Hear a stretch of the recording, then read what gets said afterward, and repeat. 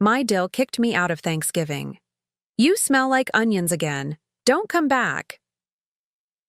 So I decided to get a train and go away. At the station, everyone mocked a deaf man, so I talked to him in sign language. I gave him my last $50. He signed, "You will have a good life." At the next station, 6 men wearing black suits stopped me and said, "Ma'am, there's someone that needs to show you some gratitude. I'm glad to have you here. Follow my story until the end and comment the city you're watching from, so I can see how far my story has reached." I should have known something was wrong the moment Emery opened the door. Her smile was too bright, too practiced, like she'd been rehearsing it in the mirror. She stood there in her perfectly pressed apron, not a hair out of place, looking like she'd stepped out of a magazine spread about perfect Thanksgiving hostesses. "Geraldine," she said, my name rolling off her tongue like something distasteful. "You're here. Not 'Happy Thanksgiving, Mom,' or even 'Come in.' Just acknowledgement of my existence, delivered with the enthusiasm of someone greeting a door-to-door salesman. I clutched the small bouquet of supermarket flowers I'd brought, feeling suddenly foolish. $23.47. That was what remained of my grocery budget for the week after buying those flowers. But I'd wanted to contribute something to the family gathering. Something to show I belonged here, even if lately it felt like I didn't. "I brought these for the table," I said, offering the modest arrangement. Emery's eyes flicked down to the flowers, and I caught the smallest curl of her lip before she composed herself. "How thoughtful," she said, taking them with the tips of her fingers as if they might contaminate her manicured hands. "Quincy's in the kitchen."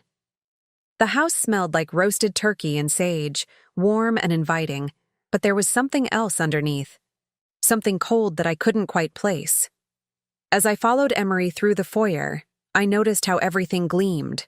The hardwood floors, the granite countertops visible through the kitchen doorway, even the brass handles on the cabinets. This house that my son owned, this life he'd built, so different from the modest apartment where I'd raised him after his father died. Quincy stood at the kitchen island, carving the turkey with surgical precision. At 44, he'd grown into a successful man. His law practice was thriving, his house was beautiful, his wife was young and attractive. Everything a mother should be proud of. So why did I feel like a stranger in his home? "Hi, honey," I said, moving to give him a hug. He stiffened slightly but allowed the embrace, patting my back with the same enthusiasm he might show a distant acquaintance. "Hey, Mom. Good to see you." The kitchen was filled with the sounds of a perfect Thanksgiving preparation. Pots bubbling on the stove, the oven timer beeping softly, the gentle clink of good china being arranged on the dining room table. But underneath it all was silence. The kind that exists between people who have nothing real to say to each other. "Can I help with anything?" I asked, looking around for some way to contribute. Emery appeared beside us, having disposed of my flowers somewhere I couldn't see. "Oh no, everything's under control. Why don't you just sit?" She gestured toward a bar stool at the far end of the kitchen island, the kind of seat you'd give someone you wanted to keep at a distance but couldn't completely exclude. I perched on it awkwardly, my hands folded in my lap, watching my son and his wife move around each other in perfect choreographed harmony. They'd been married for 5 years now, and I still felt like an outsider looking in on their life. Emery had made it clear from the beginning that she found my presence unnecessary, though she was always careful to couch her rejections in politeness. "Oh, Geraldine, you don't need to come to Quincy's birthday dinner. It's just going to be very small.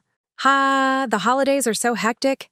Maybe it's better if you just relax at home this year." But I was here now, and I was determined to make the best of it. "The turkey smells wonderful," I said, trying to fill the silence. "It should," Emery replied, not looking up from the potatoes she was mashing. "It cost $68. Organic, free range." There was something pointed about the way she said it, as if the price tag was meant to emphasize the distance between their world and mine. I thought of the $7 chicken I'd bought for my own Thanksgiving meal, The one I'd planned to eat alone in my efficiency apartment if they hadn't invited me at the last minute. "That's nice," I said quietly. Quincy glanced up from his carving. "How's the apartment, Mom? Everything working okay?" "Oh, fine. The heat's been a little spotty, but the landlord says he'll look at it next week." I didn't mention that I'd been sleeping with 3 blankets because I couldn't afford to run the heating much. Or that the spotty heat was actually no heat at all, and my landlord hadn't returned my calls in 2 weeks. "Maybe you should look for somewhere else," Emery suggested, her voice casual. "Somewhere more suitable for someone your age." The way she said your age made me feel ancient. I was 69, not 99. I still worked part-time at the library, still lived independently, still had my health and my mind. But in Emery's tone, I heard the suggestion that I was already halfway to the grave. "I like my apartment," I said, though that wasn't entirely true. What I liked was the independence it represented, the fact that I wasn't a burden on anyone.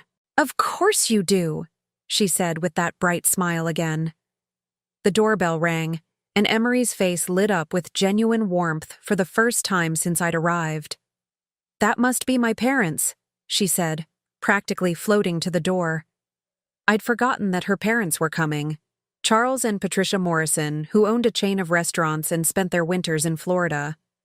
They swept into the house with expensive coats and loud voices, filling the space with the kind of energy that comes from never doubting you're welcome anywhere. "Emery, darling," Patricia said, air-kissing her daughter while somehow managing to embrace Quincy at the same time. "The house looks absolutely divine." Charles was already admiring something about the renovated kitchen, asking Quincy about the contractor and the cost of the marble countertops. These were people who belonged in this house, who fit seamlessly into this life my son had built. I remained perched on my bar stool, watching as the real family gathered, feeling more invisible by the moment. "Mom," Quincy said, suddenly remembering I existed, "you remember Emery's parents." "Of course," I said, standing to offer a polite greeting. "How nice to see you again." Patricia turned to me with the kind of smile people reserve for elderly relatives they see once a year and immediately forget. "Geraldine, wasn't it? How lovely. You look, well," the pause before "well" said everything. I was wearing my best dress, the navy blue one I'd bought at a thrift store 3 years ago for church. But next to Patricia's designer outfit, I felt shabby. I could smell the department store perfume she wore, something expensive and floral, and became conscious of my own scent. Soap and the faint smell of onions from the chopping I'd done for my neighbor that morning to earn a few extra dollars. Dinner was announced, and we moved to the dining room. The table was set for 6, with beautiful china and crystal glasses that caught the light from the chandelier overhead. I found myself seated at the far end, between Charles and an empty chair that would have been for Emery's sister if she hadn't canceled at the last minute. The conversation flowed around me like water around a stone.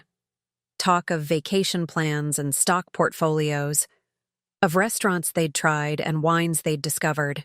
I tried to contribute when I could, but my stories of library patrons and thrift store finds seemed to fall flat, creating awkward pauses that Emery would quickly fill with a new topic. I was reaching for the salt when it happened. "Oh, God," Emery said suddenly, her voice sharp with disgust. "What is that smell?" The table went quiet. Everyone's heads turned, following Emery's horrified gaze directly to me. "Emery," Quincy said quietly, a warning in his voice. But she was already standing, her hand pressed to her nose dramatically. "It's onions. You smell like onions, Geraldine. It's making me sick." Heat flooded my cheeks. Yes, I'd chopped onions for Mrs. Rodriguez next door that morning because she had arthritis in her hands and couldn't manage it herself. She'd paid me $10 for the help, money I'd desperately needed. I'd scrubbed my hands afterward, used lemon juice and soap, but the smell must have lingered on my clothes. "I'm sorry," I whispered. "I didn't realize." "How can you not realize?" Emery's voice was getting louder, more shrill. It's overwhelming. Patricia, aren't you just dying from that smell? Patricia shifted uncomfortably in her seat, clearly torn between supporting her daughter and not wanting to be openly cruel to an elderly woman. I think I should go, I said, starting to rise from my chair. Yes, Emery said quickly, relief evident in her voice. Yes, I think that would be best. This is a special dinner and, well, you understand. I looked at my son, waiting for him to defend me, to tell his wife that she was being cruel and unreasonable. But Quincy just stared at his plate, his jaw tight, saying nothing. Quincy, I said softly. He finally looked up at me, and in his eyes I saw something that cut deeper than his wife's words. Embarrassment. He was embarrassed by me. Maybe it would be better, Mom, he said quietly. Just for tonight. Those words hit me like a physical blow. My own son, the boy I'd raised alone after his father died, the one I'd worked 3 jobs to support through law school, was asking me to leave because I smelled like the honest work I'd done to survive. I stood on shaking legs, my napkin falling to the floor. No one moved to help me pick it up. I'll get my coat, I managed to say. In the foyer, I fumbled with my old wool coat, my hands trembling so badly I could barely manage the buttons. Through the dining room doorway, I could hear Emery's voice, bright and cheerful again. I'm so sorry about that. She's been having some difficulties lately. Poor thing doesn't really understand social cues anymore. Poor thing. As if I were some addled old woman who couldn't take care of herself, instead of someone who'd sacrificed everything for the son who now sat silent while his wife humiliated me. I let myself out without saying goodbye. The November air hit my face like a slap, but I welcomed its honesty after the poisonous warmth inside. In my car, I sat with my hands on the steering wheel, trying to catch my breath. $50.37. That was all I had in my purse until my Social Security check came next week. Enough for gas and maybe a small dinner somewhere, but not enough for much else. I pulled out of the driveway and drove toward downtown, not really knowing where I was going. The radio was playing soft jazz, and the city lights blurred through my tears. For the first time in my life, I had nowhere to go for Thanksgiving. The train station appeared ahead of me, its old brick facade lit up against the darkening sky. Without really deciding to, I pulled into the parking lot and sat there, watching people hurry in and out with suitcases and purpose. Maybe it was time to just go somewhere. Anywhere. Leave this city where my son lived his perfect life without room for his embarrassing mother. I had $50 and a credit card with maybe $200 of room left on it. Enough for a train ticket to start over somewhere no one knew me. For the first time all day, that thought didn't make me sad. It made me feel almost free. The train station at night had a different energy than during the day. Where morning brought commuters rushing with purpose, evening carried a slower, more melancholy rhythm. People hugged goodbye, couples parted reluctantly, and travelers like me sat on benches with nowhere particular to go. I'd been there for almost an hour, just watching. The departure board flickered overhead, showing trains to Chicago, New York, even one heading west to Denver. All those possibilities, all those places where nobody knew that Geraldine Parker was the mother who embarrassed her successful son. My $50 bill felt thin between my fingers. I'd counted it 3 times, hoping somehow it might multiply, but mathematics had never been magical. $50.37. Not enough for much of anywhere, but enough to disappear. That's when I noticed him. He was sitting alone on a bench near the far wall. An older man, maybe in his 60s, dressed in a simple dark coat that had seen better years. What caught my attention wasn't his appearance, but the way other people reacted to him. A young couple had been sitting beside him until he tried to ask them something, gesturing with his hands. They'd gotten up immediately and moved away, whispering to each other with disgusted looks. A station employee had approached him twice, speaking loudly and slowly, as if volume might overcome whatever communication barrier existed.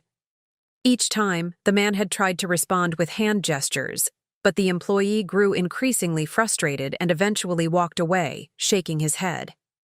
I watched as a group of teenagers noticed him signing to himself, apparently talking through some internal conversation. They started mimicking his hand movements, exaggerating the gestures and laughing. Their cruel performance drew attention from other waiting passengers, who either joined in the amusement or stared with uncomfortable fascination. The man seemed to shrink into himself, his hands dropping to his lap as he became aware of the mockery. His shoulders curved inward, and even from across the waiting area, I could see the resignation in his posture. He was used to this. Used to being treated like entertainment or an inconvenience. Something hot and familiar stirred in my chest. It was the same feeling I'd had watching neighborhood kids tease Mrs. Patterson when I was 25 and newly widowed. She'd lived in the apartment next to mine, a deaf woman in her 70s who'd never learned to speak clearly. The children would shout at her and laugh when she couldn't understand, making cruel jokes about her voice when she tried to respond. I'd been the one to finally step in then, asking Mrs. Patterson to teach me sign language so I could help her communicate with landlords, doctors, and store clerks who didn't have patience for written notes. We'd spent hours together over the course of 2 years, until she moved to live with her sister in Oregon. Those lessons had been a bright spot during the darkest period of my life, when I was struggling to raise Quincy alone and feeling overwhelmed by everything. I hadn't used sign language in decades, but watching this man's humiliation brought it rushing back. Without really deciding to, I stood up and walked across the waiting area. The teenagers scattered as I approached, probably sensing they were about to be scolded by someone's grandmother. The man looked up as I sat down beside him, wariness in his dark eyes. I lifted my hand slowly and signed, "Are you okay?" The change in his expression was immediate and profound. His eyes widened, then filled with something that might have been relief or gratitude, or both.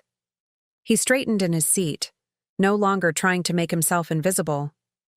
"You know sign?" He signed back, his movements quick and fluid, much more confident than my rusty attempts. "A little," I replied, struggling to remember the right hand shapes. People were being unkind. "I'm sorry." He waved away my apology with a graceful gesture. "I'm used to it. Thank you for noticing, though. Not many people do." We sat in comfortable silence for a moment, and I found myself studying his face. There was something dignified about him, despite his simple clothes and the way others had treated him. His hands were clean and well cared for, his posture straight now that he didn't feel under attack. He carried himself like someone accustomed to respect, even if he wasn't receiving it tonight. "Are you traveling?" I asked. "Supposed to be," he signed, then paused. "But I think I lost my wallet.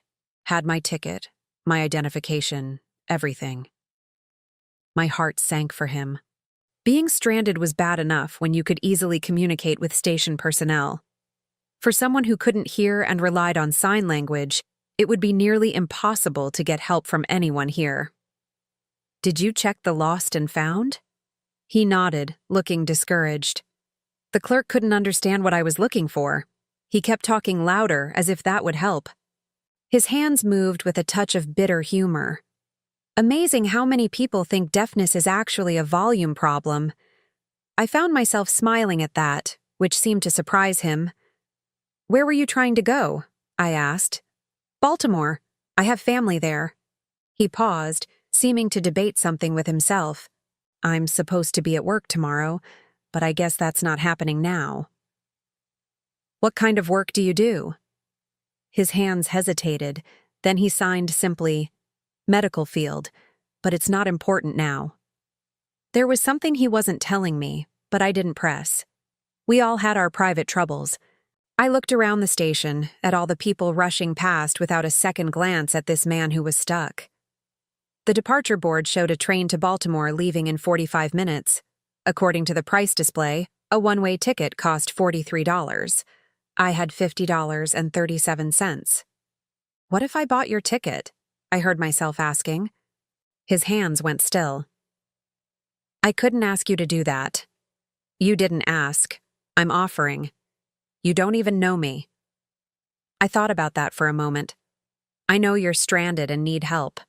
I know people were treating you badly and you didn't respond with anger. That tells me enough. He studied my face intently as if trying to read something there. Why would you help a stranger? The question caught me off guard. Why was I willing to give away almost all the money I had to someone I'd just met? Maybe it was because I'd been shown so little kindness myself today. Maybe it was because helping Mrs. Patterson had been one of the few times in my life I'd felt truly useful. Or maybe it was simply because doing something good felt better than sitting alone feeling sorry for myself. Because you need help, and I can provide it, I signed. It's that simple. He was quiet for a long moment, his hands folded in his lap. When he finally looked up, his eyes were bright with unshed tears. That would mean everything to me, he signed. But I don't know how I could repay you. You don't need to repay me. I stood up and walked to the ticket counter, my heart pounding. $43 would leave me with $7.37. Not enough to buy a ticket anywhere myself. Barely enough for a meal. But seeing the relief and gratitude in his expression had been worth more than money. The ticket agent, a tired-looking woman in her 40s, barely looked up as she processed the purchase. Next train to Baltimore departs platform 3 in 40 minutes, she said, sliding the ticket across the counter. When I returned to the bench, he was standing, ready to go. I handed him the ticket, and he stared at it for a moment as if he couldn't quite believe it was real. Thank you, he signed, but the simple words seemed inadequate for what he was feeling. Travel safely, I replied. He hesitated, then reached into his coat pocket and pulled out a business card. It was plain white with just a phone number printed on it, no name or company. He pressed it into my hand. If you ever need anything, he signed, call this number. Tell them Samuel sent you. Samuel? I repeated, trying to remember the sign for his name. He showed me, spelling it out with finger letters, then making a quick gestural sign that looked like he was drawing something in the air. What will I tell them you did for me? I asked. His hands moved slowly, thoughtfully. Tell them you showed kindness to a stranger when no one else would. They'll understand. There was something significant about the way he said it, as if this card and this number meant more than they appeared to. But before I could ask, the announcement came over the loudspeaker for final boarding to Baltimore. That's my train, he signed. Go, I urged him. Don't miss it. He picked up a small canvas bag I hadn't noticed before and slung it over his shoulder. As he started to walk away, he turned back one more time. You will have a good life, he signed, the movements deliberate and precise. It didn't feel like a casual wish or empty platitude. It felt like a promise. Then he disappeared into the crowd heading toward platform 3. I sat back down on the bench, the business card still warm in my palm. Around me, the station continued its evening rhythm, but something had shifted. The emptiness I'd felt leaving my son's house had been replaced by something else. Not happiness exactly, but a sense of having done something meaningful. $7.37. I counted the remaining money in my purse and laughed quietly to myself. I'd given away most of what I had to a complete stranger, and somehow I felt richer than I had all day. The card was plain and unremarkable, but I slipped it carefully into my wallet next to my driver's license. Samuel had said to call if I ever needed anything. But what could a deaf man with no wallet possibly do to help someone like me? Still, there had been something in his manner, in the way he'd signed that final promise, that made me think there was more to Samuel than met the eye. I looked up at the departure board again. The train to Baltimore was probably pulling out of the station now, carrying Samuel toward whatever family was waiting for him. I hoped they would appreciate what he'd gone through to get there, the kindness of strangers that had made his journey possible. A new announcement echoed through the station, calling for passengers to board the late train to Chicago. For a moment, I considered it. $7 wouldn't buy me a ticket, but maybe I could talk to the conductor, explain my situation. Maybe there was a way to start over somewhere new. But as I sat there in the warm station, watching other people begin their journeys, I realized something had changed in me. For the first time in months, I didn't feel like running away. I felt like someone who had something valuable to offer the world, even if my own family couldn't see it. I stood up, gathered my coat, and walked toward the exit. Outside, the November air was still cold, but it no longer felt like a slap. It felt like a fresh start. The business card pressed against my fingers through my wallet as I walked to my car. Samuel had disappeared into the night, but he'd left me with something unexpected. Not just a mysterious phone number, but a reminder that there were still people in the world who recognized genuine kindness when they saw it. And somehow, that felt like the beginning of something important. I made it exactly 3 blocks from the train station before they found me. 6 men in identical black suits materialized from the shadows like something out of a movie. They moved with the kind of coordinated precision that spoke of military training or law enforcement, forming a loose circle around my old Honda as I sat at a red light. My first instinct was panic. In my neighborhood, well-dressed men approaching your car at night usually meant trouble of the expensive kind. I fumbled for the door lock, but the man nearest my window held up his hands in a gesture of peace. He was tall, maybe in his 40s, with graying temples and the kind of serious expression that comes from carrying important responsibilities. When he spoke, his voice was respectful but urgent. "Mrs. Parker, I'm Agent Morrison with Hospital Security. There's someone who needs to show you some gratitude." "Hospital security?" I rolled down my window a few inches, my heart still hammering. "I don't understand." "The gentleman you helped at the train station tonight, Dr. Samuel Chen. He asked us to find you." Dr. Chen. Samuel was a doctor.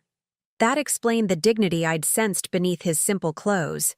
But it didn't explain why hospital security was tracking me down like I was some kind of fugitive. "Is he okay?" I asked. "Did something happen to his train?" Agent Morrison exchanged glances with his colleagues. "Mrs. Parker, would you be willing to come with us? Dr. Chen would very much like to speak with you, and there are some things he needs to explain in person." Every instinct I'd developed in 69 years of life told me to drive away. Normal people didn't get approached by teams of security agents. Normal good deeds didn't result in mysterious summons in the middle of the night. But nothing about this evening had been normal, starting with my own son asking me to leave his Thanksgiving table. And something in Agent Morrison's manner convinced me that whatever this was about, it wasn't dangerous. At least not to me. "Where is Dr. Chen?" I asked. "St. Mary's Hospital, about 15 minutes from here." I thought of my empty apartment, of the $7.37 in my purse, of the humiliation still burning in my chest from dinner. What did I have to lose? "I'll follow you," I said. The convoy of black SUVs that escorted me through the city was both ridiculous and oddly comforting. Whatever Samuel had gotten himself into, it was clearly serious enough to warrant this level of security. As we pulled into the hospital's private entrance, I began to understand that the man I'd helped wasn't just any doctor. St. Mary's was the kind of hospital where wealthy people went for discreet treatment. The private wing we entered looked more like a luxury hotel than a medical facility, with marble floors and original artwork on the walls. Agent Morrison guided me through corridors that smelled of expensive disinfectant and privilege. "Mrs. Parker," he said as we walked, "before we go in, I need to explain something. Dr. Chen suffered a massive heart attack at the train station tonight. If you hadn't been there to communicate with the paramedics, he would have died." The words hit me like a physical blow. Heart attack? But he seemed fine when I talked to him. "He was having chest pains when you found him. That's why he was sitting alone, trying to manage the discomfort. When the attack intensified, he tried to signal for help, but nobody understood what he needed. You saved his life by translating for the emergency responders." I stopped walking. "I didn't translate for anyone. I just bought him a train ticket. Agent Morrison looked confused. Mrs. Parker, the paramedics reported that a woman used sign language to communicate Dr. Chen's symptoms and medical history. That information was crucial for his treatment. My memory of the evening suddenly shifted, pieces falling into place differently.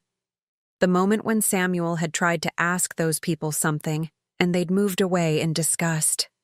The way he'd gestured when the station employee couldn't understand him. The teenagers mocking his hand movements. "Oh my God," I whispered. He wasn't trying to travel. He was trying to get help. The Baltimore story was a cover, Agent Morrison confirmed gently. Dr. Chen is very private about his medical conditions. He didn't want to alarm you or make you feel obligated to help. But when he realized he was having a heart attack, he tried to communicate his symptoms to passers-by. You were the only one who understood. The corridor seemed to tilt around me. I'd thought I was doing a simple kindness for a stranded traveler. Instead, I'd apparently saved someone's life without even realizing it. "Is he going to be okay?" I asked. "Thanks to you, yes. The doctors were able to treat him immediately because they knew exactly what was happening. A few more minutes of delay, and—" Agent Morrison didn't finish the sentence. We stopped in front of a heavy wooden door marked Private Suite. Agent Morrison knocked softly, then opened it to reveal a spacious room that looked nothing like any hospital room I'd ever seen. Samuel was sitting up in bed, connected to various monitoring devices, but looking alert and much healthier than someone who'd just survived a heart attack. "Geraldine," he said aloud, his voice clear and strong. "Thank you for coming." I stared at him in shock. "You can speak." He smiled, the expression that transformed his entire face. "I've been deaf since birth, but I learned to speak in my 20s. I don't use my voice often in public because people react strangely to deaf accents. It's easier to let them assume I can't talk." The revelation was disorienting. Everything I'd thought I understood about our encounter was wrong. But the train ticket was an incredibly generous gift from someone who thought I needed help traveling. His voice carried deep emotion. "You gave me $43 when you only had 50. I saw you counting your money, Geraldine. I know what that sacrifice meant." Heat flooded my cheeks. It wasn't that much. Anyone would have done the same. "No," Samuel said firmly. "They wouldn't have. I sat in that station for 2 hours watching people ignore my distress. You were the only one who saw past my disability to recognize my humanity. And when you thought I was stranded, you gave away almost everything you had to help me." I moved closer to his bed, still struggling to process everything. "The business card you gave me is my direct line. Geraldine, I need to ask you something important. Has anyone in your family ever mentioned my name, Dr. Samuel Chen, possibly in connection with legal matters?" The question seemed to come from nowhere. "Legal matters? No, I don't think so. Why would they?" Samuel exchanged a meaningful look with Agent Morrison. "What do you know about your son's law practice?" A chill ran down my spine. "Quincy specializes in estate planning, elder law mostly. He helps families with inheritance issues and—" I trailed off, sensing somehow that I was about to learn something terrible. "Geraldine," Samuel said gently, "your son has been stealing from his elderly clients for over 3 years. My hospital has been investigating him because several of our patients' families came to us with complaints about missing inheritance money." The world tilted sideways. "That's impossible. Quincy would never. He's a respected attorney. He has ethics rules, professional standards." "He's very careful," Agent Morrison said quietly. "He targets elderly clients who don't have close family oversight, people who trust him completely and don't question his handling of their affairs." Samuel leaned forward in his bed, his expression compassionate but serious. "I've been working with law enforcement for months documenting his crimes. We have evidence of him stealing from at least 12 different clients, totaling over $800,000. "No," I said, shaking my head. You're wrong. You must be wrong. Geraldine, Samuel said softly, when did you stop receiving your inheritance payments? My blood turned to ice. What inheritance payments? From your husband's life insurance policy. Robert Parker had a substantial term life policy that was set up to provide monthly payments to you for 20 years after his death. Those payments should have continued until 2015. I sank into the chair beside his bed, my legs no longer able to support me. I never received any inheritance payments. Robert's policy barely covered his funeral expenses. Samuel's face was grave. According to the insurance company's records, monthly payments of $1,400 have been going to an account managed by Quincy Parker, acting as your financial guardian, since 2003. $1,400 every month, for 20 years. The numbers swam in my head, too large and terrible to comprehend. $340,000. Money that should have kept me comfortable, that should have meant I never had to choose between heat and groceries, never had to chop onions for neighbors to earn $10. That's impossible, I whispered. I would have known. There would have been paperwork. Your son filed guardianship papers after your husband died, Agent Morrison explained. He claimed you were suffering from grief-related depression and couldn't manage your own finances. The insurance company sent all correspondence directly to him. I remembered those months after Robert's death. I had been devastated, overwhelmed by trying to raise Quincy alone while grieving the loss of my partner. Quincy had been 16, old enough to help with some arrangements, but young enough to need guidance. I'd been grateful when he'd taken initiative with some of the legal paperwork, proud of how mature and responsible he was being. He'd stolen from me for 20 years. Started when he was still in high school, continued through college, law school, his wedding, his entire adult life. Every time I'd struggled to pay rent, every time I'd apologized for not being able to help him financially, he'd been living off money that belonged to me. The insurance company tried to contact you several times over the years when payments were missed or delayed, Samuel continued, but Quincy intercepted all the correspondence. As far as they knew, you were being taken care of. My mind flashed to all the times Quincy had handled my mail, offering to help with bills and paperwork because it was too much stress for me. Times when I'd been grateful for his assistance, proud that I'd raised such a caring son. Does Emery know? I asked, though I already suspected the answer. Samuel nodded grimly. She's the one who suggested the guardianship fraud originally.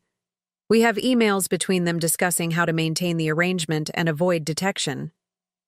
Emery, the woman who'd humiliated me for smelling like onions, who'd treated me like an unwelcome burden, had been living in a house paid for with money stolen from me. The expensive furniture, the $68 turkey, the renovated kitchen with marble countertops, all of it funded by my husband's life insurance. Why are you telling me this? I asked. Why do you care about one old woman's family problems? Because you saved my life, Samuel said simply, and because I've spent my career fighting for people who can't fight for themselves. I run a foundation that provides legal aid to elderly victims of financial abuse. When I started investigating your son, I never imagined I'd end up owing my life to his victim. The irony was breathtaking. The son who'd stolen my future had led me to the man who could restore it. The humiliation that had driven me from Quincy's house had brought me to the train station at exactly the moment Samuel needed help. What happens now? I asked. Now we give you back what was stolen, Samuel said. And we make sure your son faces consequences for what he's done. Agent Morrison pulled out a thick folder. We have all the documentation ready. The insurance company has already frozen your son's access to the accounts. You can have your money back by the end of the week. $340,000. The amount was so large it felt abstract, like monopoly money. But it represented 20 years of struggling, 20 years of believing I was a burden, 20 years of accepting charity from the very people who were robbing me. There's something else, Samuel said quietly. "The medical emergency tonight. Your intervention. It's given us the perfect opportunity to approach your son about the investigation. We'd like you to be there when we do." I looked up at him sharply. "What do you mean?" "We mean," Agent Morrison said with a slight smile, "that Quincy Parker is about to learn that the mother he dismissed tonight holds all the power in his life." As the full implications sank in, I felt something I hadn't experienced in decades. Not just relief or vindication, but a sense of justice so profound it made me dizzy. Tomorrow, the son who'd asked me to leave his table because I embarrassed him would discover that his entire comfortable life had been built on money stolen from the woman he'd rejected. I didn't sleep that night. How could I? 20 years of lies had been stripped away in a single conversation, leaving me staring at the ceiling of my efficiency apartment with a clarity that was almost painful. Samuel had sent me home with a thick folder of documents and Agent Morrison's business card, promising they would contact me the next morning with a plan. But lying there in the dark, listening to my neighbor's television through the thin walls, I found myself thinking about more than just the money. I thought about every time I'd apologized for not contributing more to family gatherings. Every birthday when I'd given Quincy a modest gift, and watched him accept it with the kind of polite gratitude you show to distant relatives. Every Christmas when Emery had made subtle comments about how difficult it must be to live on a fixed income. They had been stealing from me while accepting my gratitude for their occasional acts of charity. The phone rang at exactly 8 o'clock in the morning. Agent Morrison's voice was crisp and professional. "Mrs. Parker, Dr.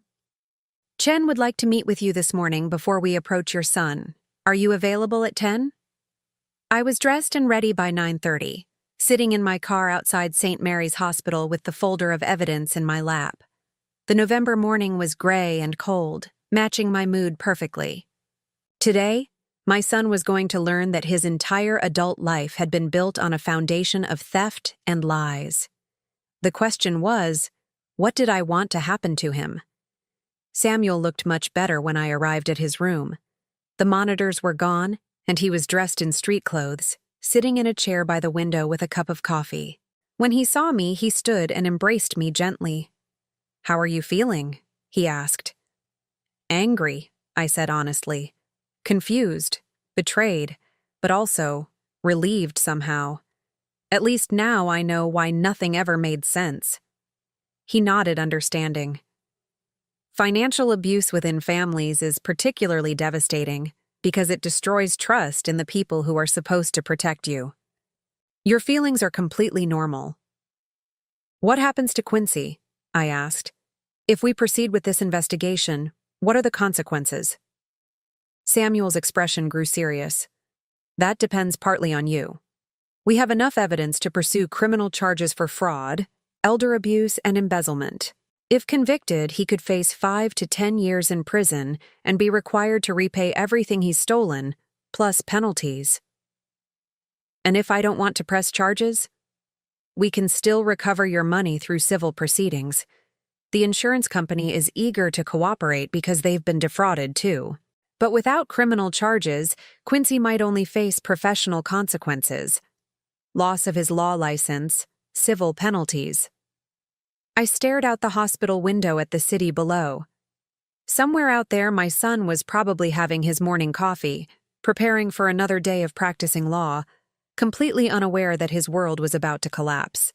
"There's something else you should know," Samuel said quietly. "We've been monitoring his communications since we started the investigation. Yesterday, after you left his house, Quincy called his office partner to discuss what he called the mother problem." My stomach clenched. "What did he say?" Samuel pulled out a small recording device. "Are you sure you want to hear this?"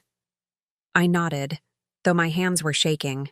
The recording quality was crystal clear. Quincy's voice, confident and casual, discussing me like I was a business obstacle. "She's getting more difficult," I heard him say. "Emery thinks we should look into assisted living options. Something to limit her access to family functions." Another voice, his partner David. "That seems harsh. She's still mentally competent, right?" Physically, yes, but she's becoming an embarrassment. Did you see how she showed up to Thanksgiving? She smelled like she'd been working in a restaurant kitchen. Emery was mortified in front of her parents. My breath caught. He'd been planning to institutionalize me. The financial guardianship makes it easier, Quincy continued. I can argue that she's not capable of managing her living situation independently. The smell, the inappropriate behavior, the inability to maintain proper hygiene standards, it all builds a case for incompetence. David's voice was uncomfortable. Quincy, that sounds like you're manufacturing evidence. I'm documenting a natural decline. It happens to everyone eventually. Better to handle it proactively than wait for a crisis. What about her own wishes? Quincy laughed, a sound I'd heard countless times but never recognized as cruel until now. David, she's living in a studio apartment and chopping onions for neighbors to earn grocery money. Trust me, assisted living would be an upgrade. She'll thank us eventually. The recording ended. Samuel watched my face carefully as he put the device away. They weren't just stealing my money, I said slowly. They were planning to take away my freedom. The financial abuse was phase 1, Samuel confirmed. Complete control of your living situation would have been phase 2. Once they had you in a facility they selected, they could have managed every aspect of your life while continuing to collect your benefits. The full scope of their betrayal hit me like a physical blow. This wasn't just about greed.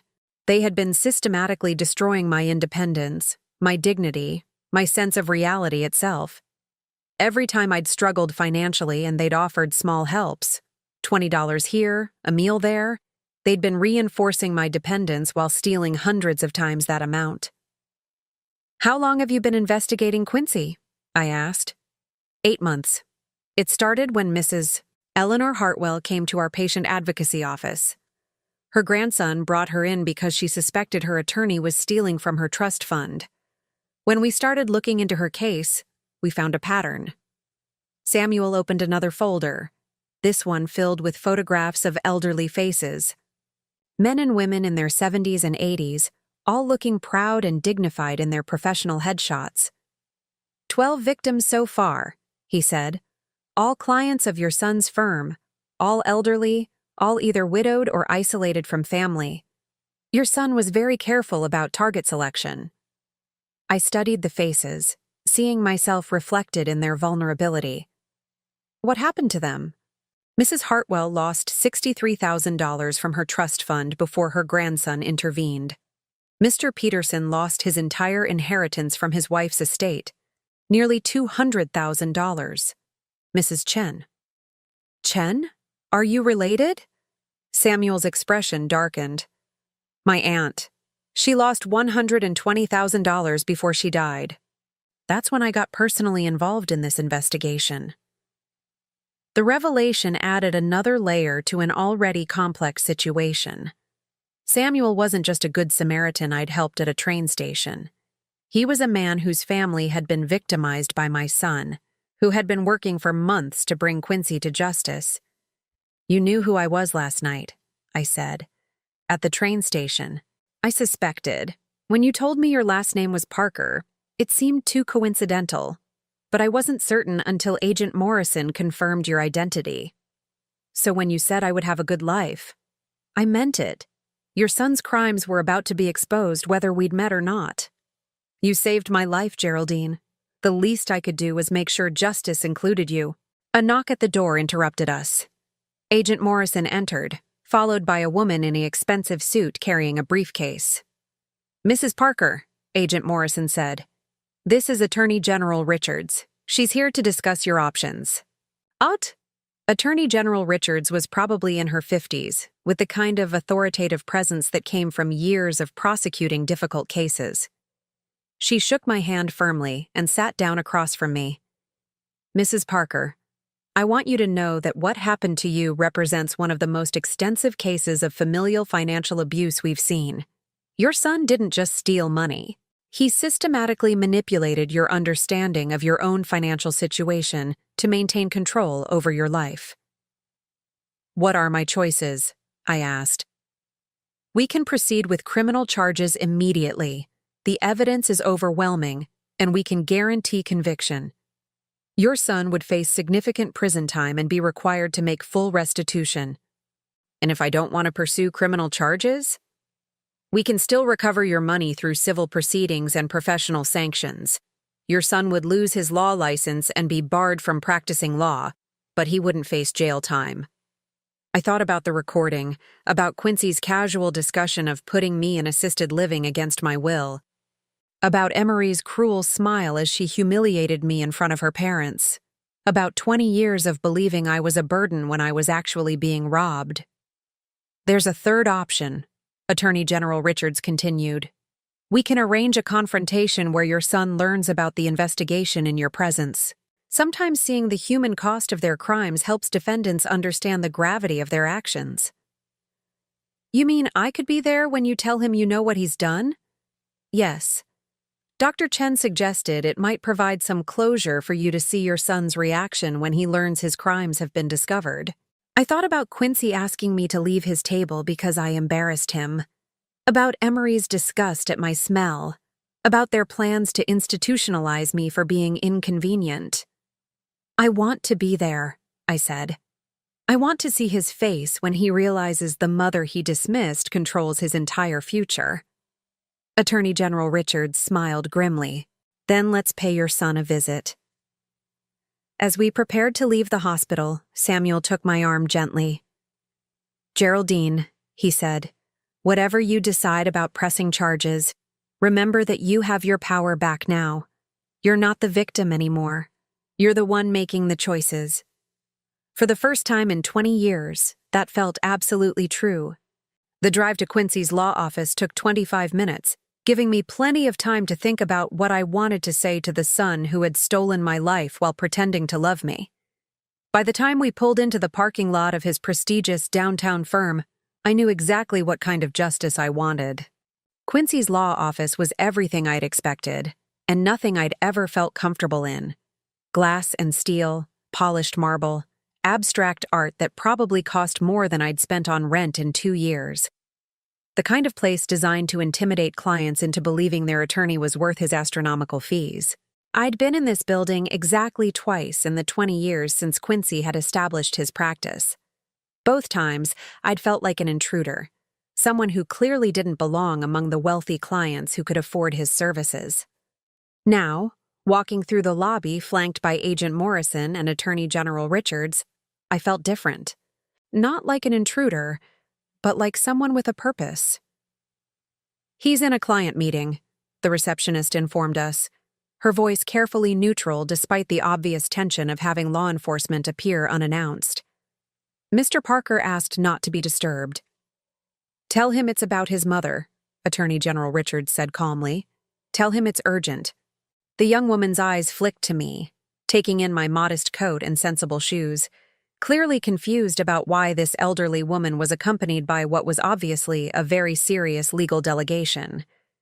She picked up her phone and spoke in hushed tones. He'll see you in 5 minutes, she said, hanging up. Conference room B. As we waited, I studied the photographs lining the walls. Quincy shaking hands with judges, receiving awards from bar associations, posing at charity functions with Emery by his side. In every picture, he looked confident, successful, respected. The kind of son any mother should be proud of.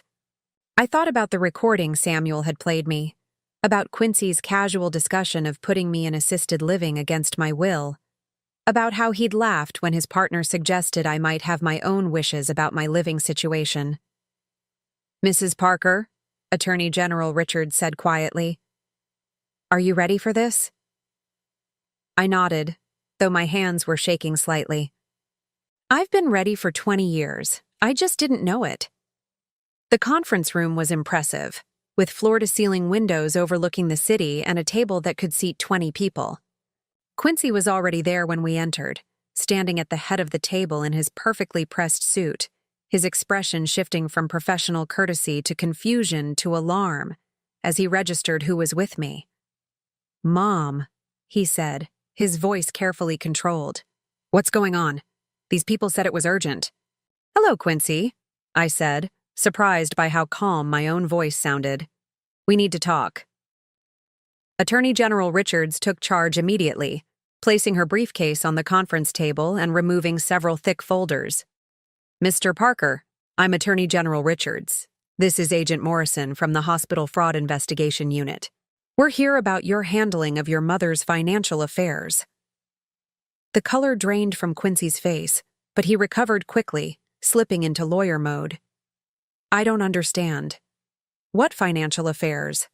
My mother handles her own finances. Actually, Agent Morrison said, consulting his notes, according to our records, you've been managing her finances under a guardianship arrangement since 2003. An arrangement that has allowed you to intercept and redirect monthly insurance payments totaling $340,000 over the past 20 years. Quincy's carefully composed expression cracked, just for a moment, before he reassembled his professional mask. I think there's been some misunderstanding. My mother asked me to help with paperwork after my father died. Everything I've done has been with her knowledge and consent. Is that true, Mrs. Parker? Attorney General Richards asked me directly. I looked at my son. This man I'd raised alone after his father died. This person I'd been so proud of for his success and accomplishments. No, I said clearly. It's not true. I never asked you to manage my finances. I never knew there were any insurance payments. I never knew about any guardianship arrangement. Quincy turned to me, his eyes flashing with something between anger and desperation. Mom, you were grieving. You couldn't handle the paperwork. I was trying to help you. By stealing from me? The word hung in the air like an accusation that could never be taken back. Quincy flinched as if I'd slapped him. I didn't steal anything, he said, his voice rising slightly. I invested your money. I've been managing it responsibly. You think that little apartment you live in is cheap? You think your bills pay themselves? I've been supplementing your income for years. The audacity of it took my breath away. He was actually trying to make me grateful for his theft, pretending that his occasional $20 handouts were acts of generosity rather than crumbs from my own stolen inheritance. Supplementing my income with my own money, I said. Money that belonged to me from the beginning. Agent Morrison spread documents across the table. Mr. Parker, we have bank records showing monthly deposits of $1,400 from Hartwell Insurance Company into accounts controlled by you. We have correspondence showing that these payments were designated for your mother's care and maintenance. We have evidence that she received none of these funds. Quincy stared at the papers, his jaw working silently. I could see him calculating, trying to find a legal angle, some way to make this disappear. There are also the other clients, Attorney General Richards continued. Mrs. Eleanor Hartwell, Mr. James Peterson, Mrs. Linda Chen. 12 elderly clients whose trust funds and inheritances you've systematically depleted over the past 3 years. Alt! That's completely different, Quincy snapped. Those are complex estate management situations. You can't just look at numbers on a page and assume.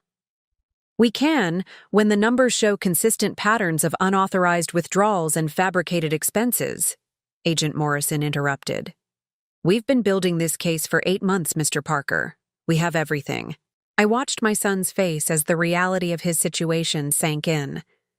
The confident attorney disappeared, replaced by someone who looked suddenly young and frightened. For a moment, I almost felt sorry for him. Then I remembered the recording. Quincy, I said quietly, yesterday at dinner, after you asked me to leave because I embarrassed you, what did you do? He looked confused by the change of topic. What do you mean? Did you call your office? Did you talk to David about me? The confusion in his eyes shifted to wariness, then to something approaching panic. How do you know about that? Attorney General Richards pulled out the small recording device. Would you like to hear it? No, Quincy said quickly. You can't use that. Attorney-client privilege. Your partner isn't your client, Mr. Parker. and discussing plans to institutionalize your mother against her will isn't protected communication." She pressed play. My son's voice filled the conference room, casual and confident as he discussed my supposed decline, my embarrassing behavior, the need to manage the mother problem by putting me in assisted living. His laughter when his partner suggested I might have my own wishes about my living situation. As the recording played, I watched Quincy's expression change from defiance to horror to resignation. He knew he was caught, not just in financial fraud, but in his complete disregard for my humanity. When the recording ended, the silence stretched until it became unbearable. "Mom," Quincy said finally, his voice small, "I can explain." "Explain what?" I asked. "Explain how you've been stealing from me since you were 16? Explain how you plan to put me in a facility against my will? Explain how you laughed about my wishes not mattering? I was trying to take care of you. By taking away my freedom? By making me think I was a burden when you were living off money that belonged to me?" Quincy's composure finally cracked completely. "Do you have any idea how hard it's been? Having a mother who works part-time at a library, who lives in a studio apartment, who shows up to family dinners smelling like other people's kitchens? Do you know what that's like for someone in my position?" The honesty was more devastating than any lie could have been. This wasn't about protecting me or helping me. This was about his embarrassment at having a mother who didn't fit his image of success. "You could have helped me with the money that was already mine," I said. "You could have made sure I lived comfortably instead of stealing from me and then being ashamed of the poverty you created." "I didn't create anything," Quincy shot back, his anger overriding his judgment. "You chose to live like that. Even with the money I was managing, you could have asked for more help. You could have lived better." "Asked who? You never told me there was money to ask for." Attorney General Richards stood up. "Mr. Parker, you have two choices. You can cooperate with this investigation and work toward a settlement that includes full restitution and professional sanctions, or we can proceed directly to criminal charges for elder abuse, fraud, and embezzlement."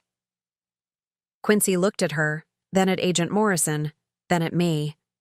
For the first time in my adult life, I saw my son not as the successful attorney or the ungrateful child, but as what he really was, a weak man who had built his life on theft and lies. "What do you want from me?" he asked, and I wasn't sure if he was talking to the investigators or to me. "I want my money back," I said. "All of it. I want you to face consequences for what you've done. And I want you to understand that the mother you were ashamed of is the reason you're not going to prison." He looked confused. "What do you mean?" Attorney General Richards smiled grimly. "Your mother saved the life of Dr. Samuel Chen last night. Dr. Chen runs the foundation that's been investigating your crimes. Because of her actions, he's recommended that we offer you a plea agreement instead of pursuing maximum criminal penalties." The irony was so perfect it was almost funny. The same night Quincy had rejected me for embarrassing him, I had unknowingly saved the life of the man who could destroy his career. The kindness he found shameful had earned him the mercy he didn't deserve. "I don't understand," Quincy said weakly. "You don't have to understand," I replied, standing up from my chair. "You just have to live with the consequences of your choices." I looked at my son one last time, this man I had raised and loved and sacrificed for, who had repaid me with theft and betrayal and plans to steal my freedom. "Goodbye, Quincy," I said. "Don't contact me again." As I walked toward the door, I heard him call my name, his voice breaking. I didn't turn around. Some relationships, once broken by betrayal this profound, can never be repaired. And for the first time in my life, I was okay with that. 2 years later, I stood in the kitchen of my new apartment, making coffee and watching the sunrise through windows that faced east instead of the brick wall I'd stared at for so many years. The apartment had 2 bedrooms, central heating that worked, and a view of the park where I took my morning walks. The insurance settlement had been finalized within 6 weeks of the confrontation. $340,000, plus interest and penalties, had been transferred to accounts in my name only. Quincy had been disbarred and sentenced to 18 months in minimum security prison, followed by 5 years of probation and community service working with elderly fraud victims. Emery had filed for divorce before his sentencing hearing was even completed. I could have bought a house with the settlement money. I could have traveled the world, purchased a luxury car, or moved to Florida like so many people my age. Instead, I'd chosen to live simply and invest wisely, keeping enough to ensure my comfort while using the rest to make sure I never had to depend on anyone again. The phone rang as I was reading the morning paper, a luxury I'd never been able to afford when $50 had to last a week. "Good morning, Geraldine." Samuel's voice was warm and familiar. "How are you feeling today?" "Free," I said, the same answer I'd given him every time he'd asked that question for the past 2 years. Samuel and I had developed an unlikely friendship after the investigation concluded. He'd insisted on staying in touch, claiming that saving his life had created a bond between us that couldn't be broken by the resolution of legal proceedings. I suspected it was more than that. 2 people who had survived betrayal by people they'd trusted, who understood the particular kind of strength required to rebuild after profound loss. "Are you ready for today?" he asked. Today was special. Quincy was being released from prison, and according to the terms of his probation, he was required to attend a victim impact session where the people he'd stolen from could address him directly if they chose to. I was the only victim who had agreed to participate. "I'm ready," I said. "Are you coming?" "I'll be there. Moral support."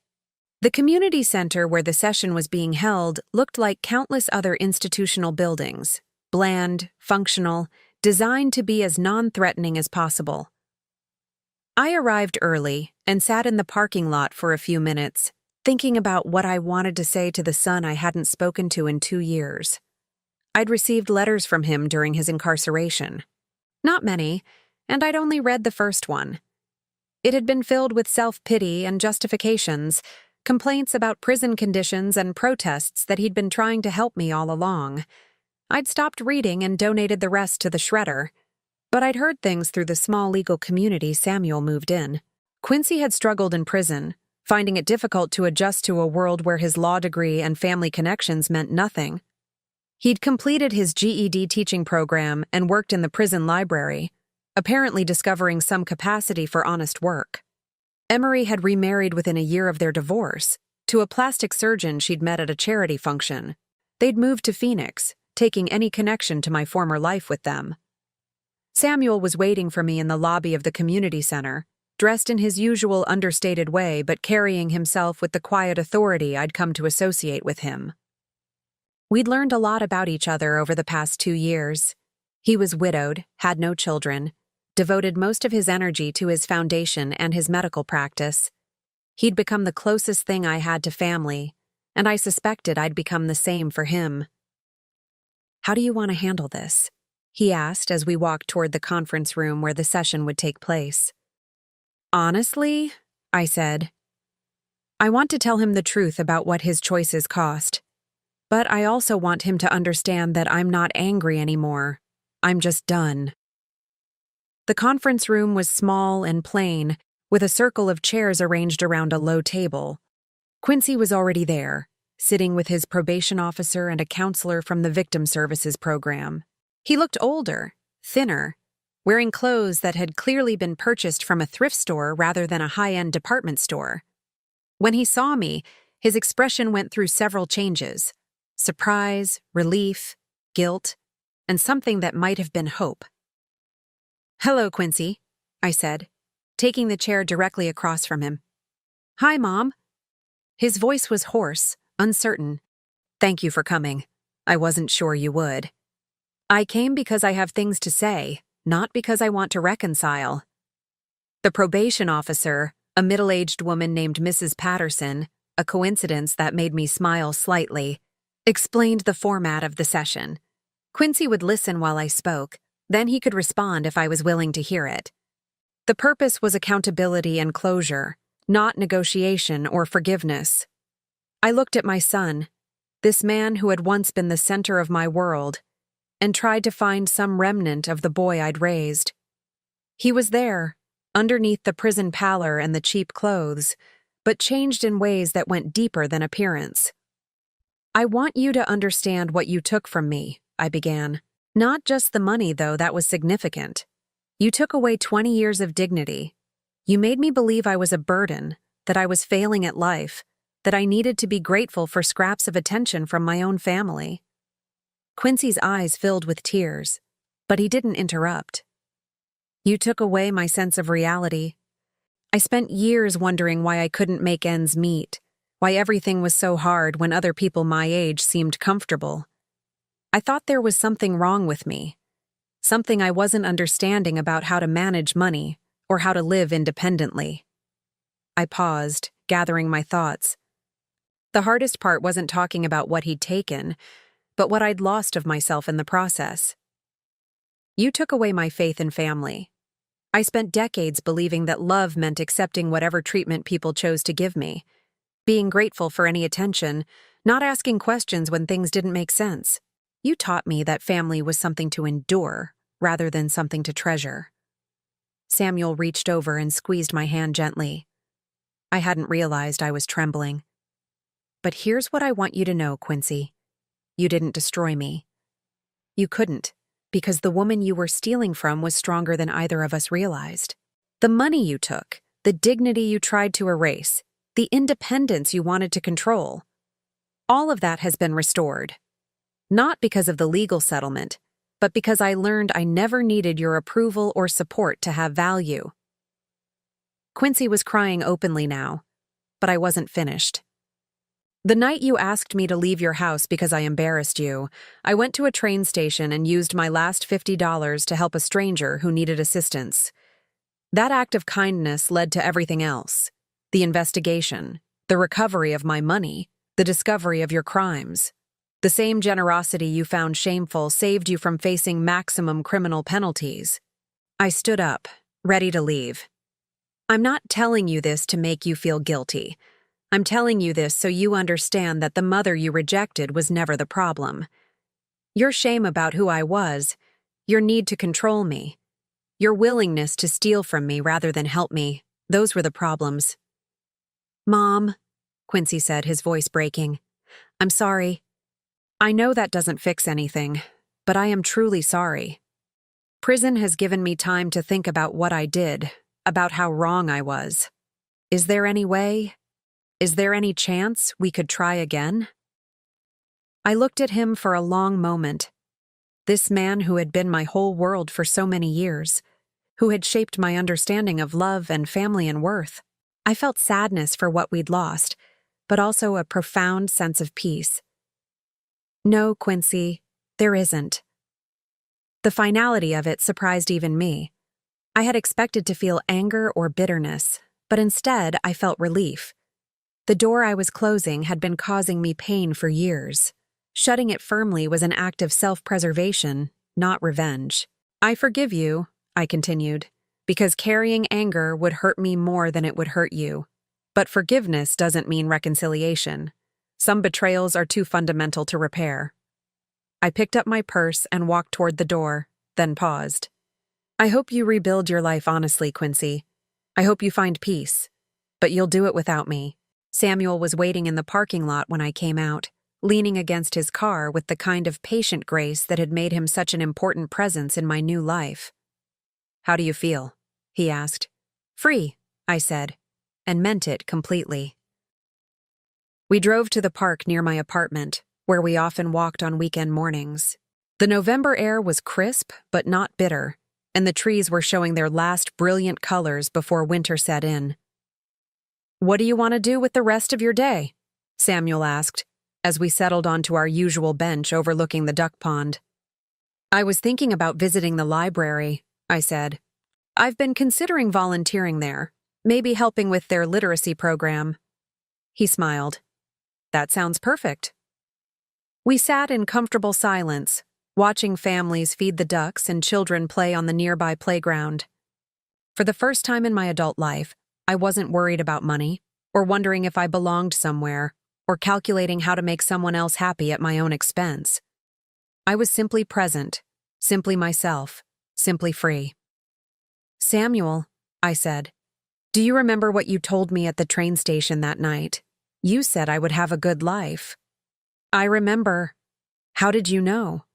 He was quiet for a moment, watching a young mother push her daughter on a swing. Because I saw how you treated a stranger when you thought no one was watching.